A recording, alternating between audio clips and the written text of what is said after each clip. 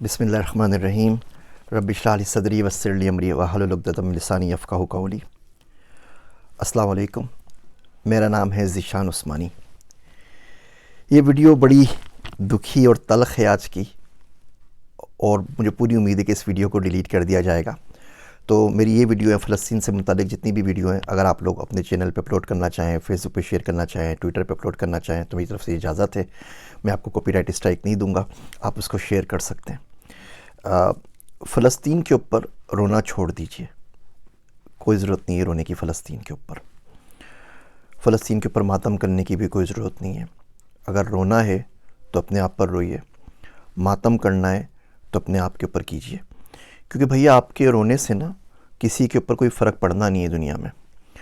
रोते ही चले आ रहे हैं ना 75 साल से, तो अगले 75 साल तक और रोते रहिए, कोई फ़र्क नहीं पड़ेगा। ये दुनिया बार बार मुसलमानों को मार रही है। पहले 100-150 साल में मारती थी, अब हर 20-25 साल में मारना शुरू कर दिया। अब तो हर 5 साल में कहीं ना कहीं मुसलमान पिट रहा है, और हम सिवाय रोने के और सिवाय बद्दुआएं देने के और सिवाय दुआएं मांगने के और कुछ नहीं कर पा रहे, और कुछ नहीं करते, और कुछ नहीं कर सकते। बोस्निया की वार हुई, हज़ारों लाखों लोग उजड़ गए, मारे गए 1992 के अंदर। फिर 2017 के अंदर बर्मा ने रोहिंग्या के अंदर लोगों को मार दिया, 24,000 लोगों को कत्ल कर दिया।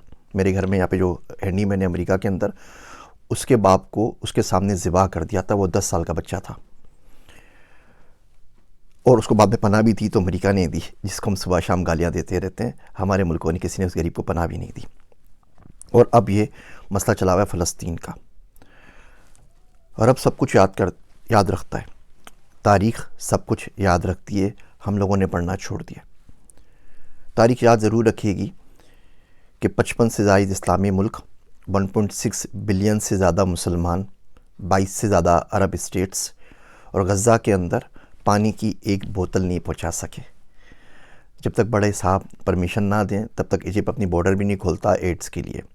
बंदे वहाँ से निकल रहे थे, मारे जा रहे थे, उन्होंने अपनी बॉर्डर्स बंद कर दी कि जी हमारे पास नहीं आए, वहीं जाके मरें, जो कुछ करना है, यहाँ पे आने की ज़रूरत नहीं है। सिवाय बातों के, सिवाय लफ्फ़ाज़ी के हमें क्या मिला? लीबिया से क्या मिला? जॉर्डन से क्या मिला? कतर से क्या मिला? सऊदी अरब से क्या मिला? किसी से कुछ नहीं मिला। बोलने की हिम्मत नहीं है हम लोगों के अंदर। अब CNN के ऊपर चले जाइए, जितने इनके एक्स आर्मी चीफ़ हैं, जितने इनके डिफेंस एनालिस्ट हैं, सबके सब अपनी कहानियाँ गढ़ रहे हैं कि वार यूँ करनी चाहिए, ग्राउंड इन्वेजन ऐसे करना चाहिए, यूँ करेंगे तो इसराइल को नुकसान हो जाएगा, यूँ करेंगे तो फ़ायदा हो जाएगा। सबके सब आके अपने तबसरे कर रहे हैं। पाकिस्तान में आप बताइए ना, किसका आपने बयान सुना है? कोई एक्स चीफ़ हो जिनका आपने बयान सुना हो, कोई एक्स प्राइम मिनिस्टर हो जिनका बयान सुना हो, कोई एक्स प्रेसिडेंट हो जिनका बयान सुना हो, कोई डिफेंस एनालिस्ट हो जिनका बयान सुना हो? ये सारे के सारे कहाँ चले गए? इस्लामिक फ़ोर्स बनाई थी ना पूरी की पूरी, जिसको हम लोग चेयर कर रहे थे, वो किधर गए इस्लामिक फ़ोर्स? उनका कोई बयान सुना है आपने आज तक? सिवाय छोटी सी लफ्ज़ी के, एक दो घिसे पिटे बयानात के, हम कुछ नहीं कर पाते। और सामने वाले झूठ पे झूठ बांधे चले जा रहे हैं। मैं आपको कुछ स्टेट देता हूँ। हम लोग डेटा साइंटिस्ट हैं, हमारा काम ही डेटा का काम होता है। पाकिस्तान में तो वो भी नहीं कर सके, बाहर आके कम से कम वो काम करने की इजाज़त है।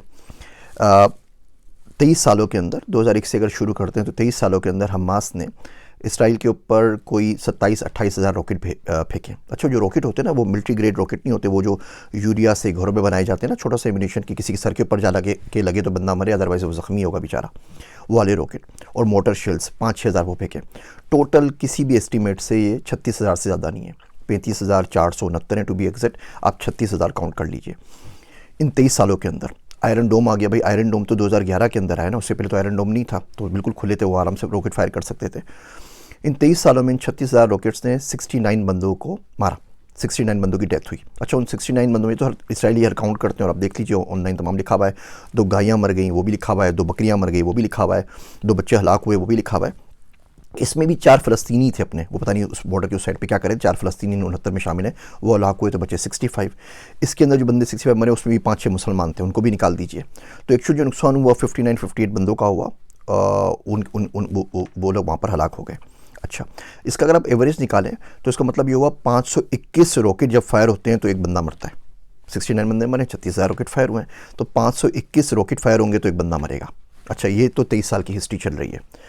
उसके बाद क्या हुआ अचानक कि वो बोलते हैं कि जी हमास का एक रॉकेट फायर हुआ और गलती से घूम फिर के वो वापस आके अपने हॉस्पिटल पे गिर गया, हॉस्पिटल की पूरी बिल्डिंग तबाह हो गई और उसमें 500 बंदे एक साथ मर गए।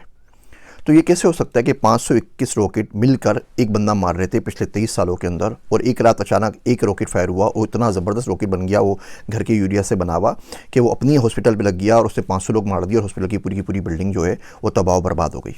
और हम लोग ये एजेंडा बाय कर रहे हैं। आप CNN पे जाएं, हर जगह जाएं, बोलते हैं जी बिल्कुल ही इन्होंने अपने बंदों को खुद ही मारा है। ये खुद ही कत्ल हुए हैं और कातिल अपने खुद ही हैं, और हम ये बात मानने को तैयार हैं क्योंकि हम इसके अलावा कुछ कर नहीं सकते। और ये बर्बरियत जो है ये चली जा रही है और हम सिवाय बद्दुआएं मांगने कुछ नहीं कर रहे। दो तरह के पाकिस्तान में लोग हो गए। एक वो लोग हैं जो झोलियाँ भर भर के बद्दुआएं दे रहे हैं। वो शायर कहता है कि कब अश्क बहाने से कटी है शबे हिजरा, कब अश्क बहाने से कटी है शबे हिजरा, कब कोई बला सिर्फ दुआओं से टली है।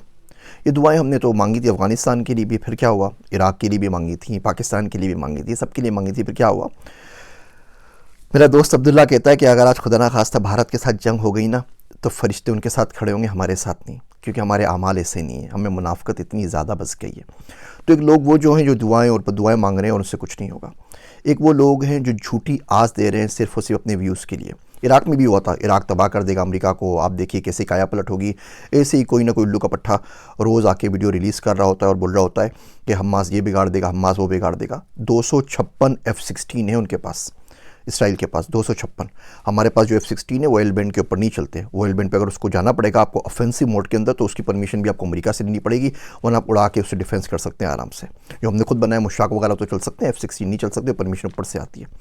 एनीवे 256 F-16 इसराइल के पास, 70 से ऊपर F-35 है। F-35 वो प्लेन है कि दुनिया के किसी भी मुल्क में जाके तबाही मचा सकता है, 160 किलोमीटर दूर से फायर कर सकता है विदाउट डिटेक्शन। उसका आपको कोई दुनिया का रेडार डिटेक्ट नहीं कर सकता।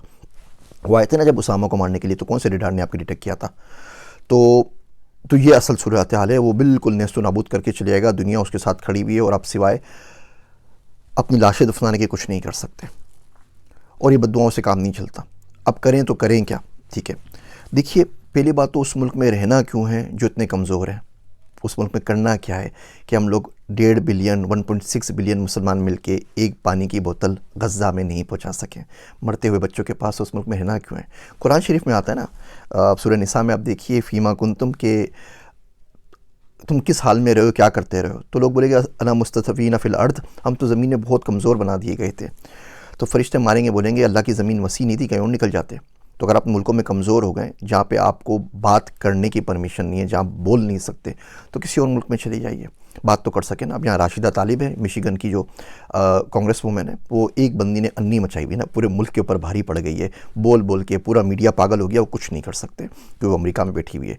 यही राशिदा तालिब अगर पाकिस्तान में होती ना तो आफिया सिद्दीकी की तरह आपके अपने बंदे उसको भर के गाड़ी में लोड करके भेज देते कि भाई इसको भी ले जाए, और बाद में फिर मातम करते रहते कि हमारी बच्ची ले गए, हमारी बच्ची ले गए, हमारी बेटी ले गए, हमारी बहू ले गए, हमारी पाकिस्तान की तुख्तर ले गए। सारी बकवास कर रहे हो तो खुद दे देते हैं। लाल मस्जिद का वाक़या हुआ था ना, तो हम में से कितने बाहर निकले थे। वो तो अपनी घर के अंदर मस्जिद है ना, इस्लामाबाद के अंदर, वहाँ भी गोलियों की बरसात हो गई थी। और ऐसे वाक़यात होते रहते हैं, कभी कोई वाक़या होता है, कभी कोई वाक़या होता है, कभी कोई वाक़या होता है। सारे वाक़यात हमारे पास होते रहते हैं और उसकी सुनगन कुछ नहीं होती।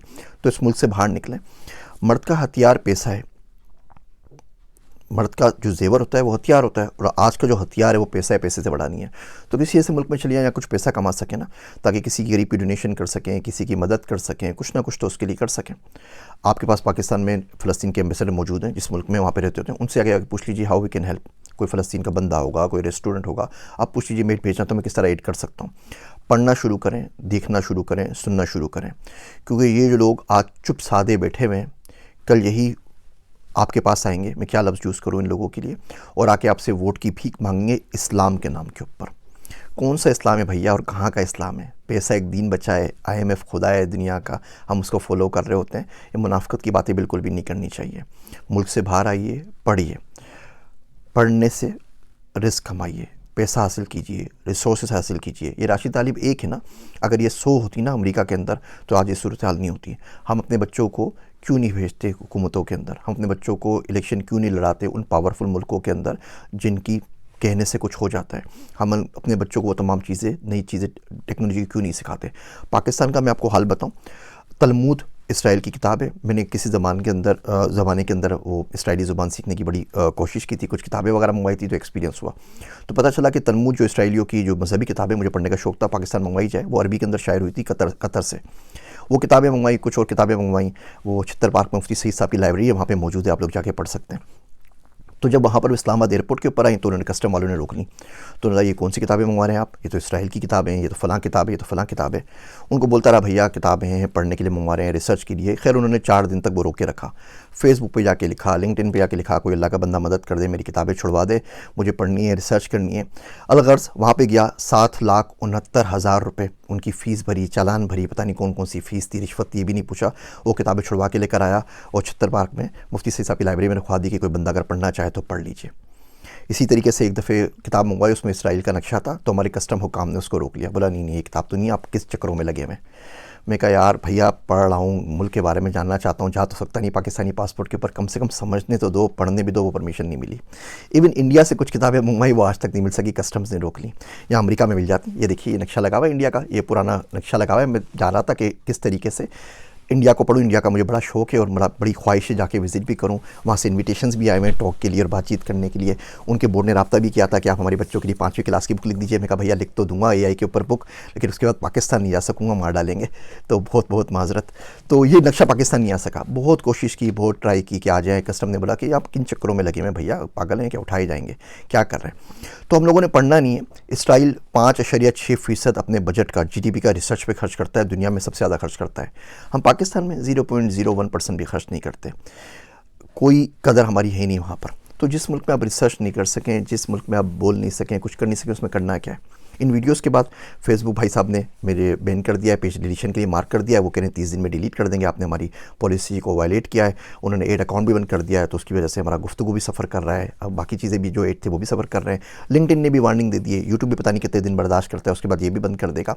तो आप इसको शेयर करना चाहें तो मुझे कोई इतराज़ नहीं है, मैं आपको कॉपीराइट स्ट्राइक नहीं दूंगा। लेकिन भैया ये अलमिया है। अब आप बताइए इसमें आपके और मेरे रोने से क्या हो जाएगा। हाँ, रो के दुआ मांगे, उससे इंशाल्लाह ताला अल्लाह हो सकता है कोई सबील करे और आपके दिल में डाल दे कि इंसान का बच्चा कैसे बनना है और दुनिया के अंदर पावर कैसे हासिल करनी है, दुनिया के अंदर रिसोर्सेज कैसे हासिल करनी है। वो पर्सनल फाइनेंस पे आपको मैं किस्तें बनाऊंगा तो आपको दिखाऊंगा कि आप गुरबत को तोड़ के मिलियनेयर कम से कम बनने की कोशिश कैसे कर सकते हैं। वादा तो नहीं, लेकिन कोशिश कैसे कर सकते हैं। भैया पढ़ना शुरू करें, लोगों को देखना शुरू करें, कौन क्या बोल रहा है और क्या नहीं बोल रहा, और इसको याद रखिए। ये जितने भी आपके पास आ रही ना वीडियोस फ़लस्तीन की, व्हाट्सएप पे आती हैं, फेसबुक पे आती हैं, लिंक पे, इसको ज़्यादा से ज़्यादा शेयर करें, ताकि आपकी मेमोरी में कुछ अरसे तक तो बाकी रहे ना कि हम लोगों के साथ क्या और कब हुआ था। और ये बात याद रखिएगा कि 55 इस्लामिक मुल्क, 1.6 बिलियन मुसलमान गज़ा के अंदर मरते हुए बच्चों के लिए पानी की एक बोतल नहीं भेज सके। मेरे वास्ते दुआ कीजिएगा। मैं हूँ आप सबका ज़ीशान उस्मानी।